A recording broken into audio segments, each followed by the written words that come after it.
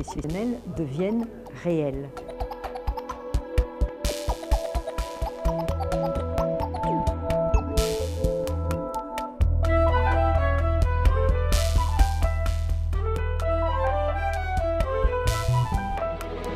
Rechercher l'égalité, c'est se poser immédiatement la question de la transformation de la société pour que l'égalité soit possible. 80% des salariés à temps partiel et donc à salaire partiel sont des femmes. Les 2/3 des salariés à bas salaire sont des femmes. Si on veut résoudre cette situation, il faut jouer de tous les leviers, c'est-à-dire à la fois obtenir la condamnation des écarts salariaux dans les entreprises, mais aussi plus globalement, obtenir que les emplois et les professions où les femmes sont majoritaires connaissent une revalorisation des salaires, une revalorisation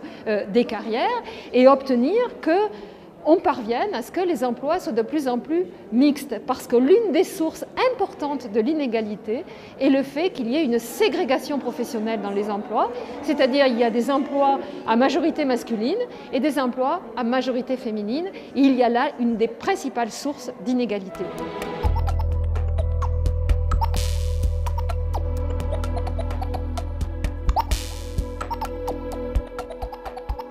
Les femmes ont elles-mêmes, parfois, du mal à s'identifier comme discriminées, puisque les entreprises sont en capacité d'expliquer, pour des raisons très objectives, pourquoi elle n'a pas ce poste, pourquoi elle ne retrouve pas ce poste, pourquoi elle n'a pas cette promotion, pourquoi un tel est meilleur qu'elle, parce qu'il sait mieux s'affirmer, parce que, etc. Donc, nous avons très souvent un discours qui ne permet pas aux femmes d'identifier elles-mêmes les actes de discrimination dont elles sont victimes.